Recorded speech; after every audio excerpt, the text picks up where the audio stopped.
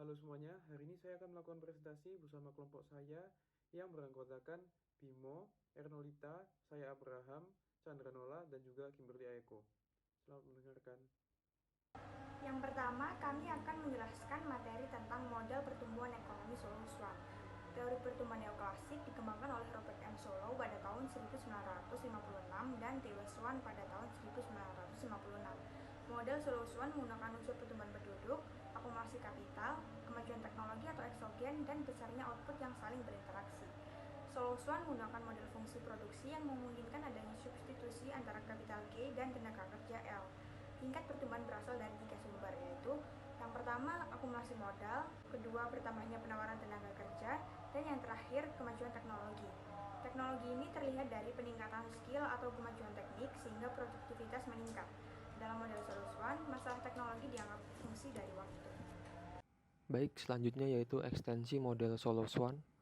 Perluasan model pertumbuhan ekonomi Solow Swan terbagi menjadi dua, yaitu model pertumbuhan dengan kemajuan teknologi yang bias dan model pertumbuhan ekonomi dengan sumber daya manusia. Model pertumbuhan kemajuan teknologi yang bias. Jadi pertumbuhan yang terjadi pada suatu perekonomian juga dapat mengalami keadaan yang bias, yaitu di mana batas kemungkinan produksi yang bergeser keluar cenderung lebih tertuju ke satu arah dibandingkan ke arah yang lain, dan bukan terjadi secara proporsional.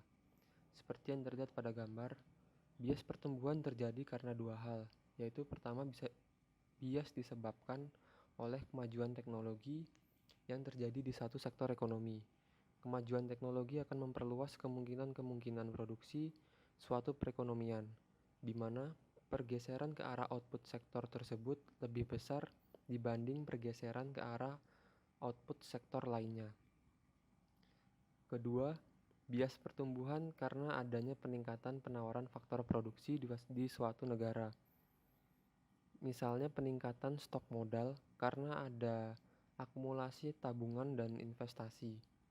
Bias pertumbuhan ini mengarah pada barang yang produksinya menggunakan faktor produksi spesifik, yaitu digunakan untuk menghasilkan barang tertentu, atau ke arah barang-barang yang produksinya lebih banyak menggunakan faktor produksi yang penawarannya meningkat.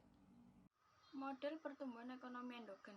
Pertumbuhan ekonomi endogen adalah model ekonomi yang mengoptimalkan potensi internal negara. Model ini mengutamakan sumber daya manusia dengan kekuatan ilmu pengetahuan sumber daya alam, aset, teknologi, dan kelembagaan. Pemikiran ini ditekuni secara konsisten sejak tahun 1990-an oleh Profesor Romer yang awalnya bergelar sarjana fisika sebelum menjadi ekonomi andal. Paul M. Romer, Robert E. Lucas. Model pertumbuhan baru atau endogen, model yang dimotori oleh Paul M. Romer dan Robert E. Lucas mengembangkan model pertumbuhan klasik dengan memasukkan perubahan produktivitas di dalam modelnya. Dalam penelitiannya mengungkapkan bahwa salah satu hal terpenting dari pertumbuhan ekonomi adalah human capital yang berpengaruh dalam menentukan output produksi melalui produktivitas tenaga kerja.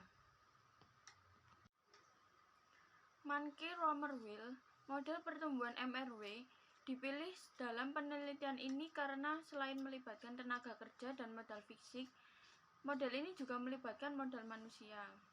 Dalam penelitian yang berjudul A Contribution to the Empiric of Economic Growth, MRW melakukan modifikasi terhadap pertumbuhan Solow di mana sumber pertumbuhan ekonomi dengan demikian berasal dari pertumbuhan kapital, tenaga kerja, dan human capital. Menurut MRW, pertumbuhan ekonomi ditentukan tidak hanya oleh modal fisik tetapi juga modal manusia. Model pertumbuhan Mankey-Romer-Wheel dengan pengaruh peran pemerintah terhadap pendapatan menjelaskan pengaruh dari modal fisik, modal manusia, kemajuan teknologi yang mengoptimalkan tenaga kerja, dan pengeluaran yang dikenakan pemerintah terhadap pendapatan bruto pada pertumbuhan sebuah ekonomi. Berikut ini adalah fungsi produksi metode pertumbuhan ekonomi menurut Mankey-Romer-Wheel. di mana K sama dengan K kali T menunjukkan jumlah model fisik pada saat T, dan H kali T menunjukkan jumlah modal manusia pada saat T, dan L kali T menunjukkan jumlah tenaga kerja pada saat T, dan A kali T menunjukkan kemajuan teknologi pada saat T, dan Y kali T menunjukkan jumlah pendapatan pada saat T. Berikut merupakan contoh kasus nyata dari metode pertumbuhan ekonomi menurut Menkeu-Romer-Weil.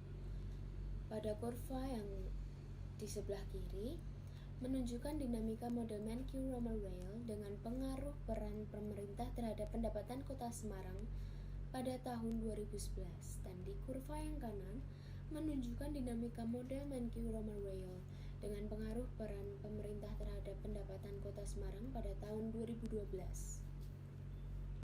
Untuk mengetahui gambaran nyata dari model Menkeu-Romer-Weil dengan pengaruh pemerintah terhadap pendapatan, maka dilakukan simulasi model berdasarkan data-data yang diperoleh dari Badan Pusat Statistik atau BPS Provinsi Semarang dari tahun 2010 sampai tahun 2014 silam.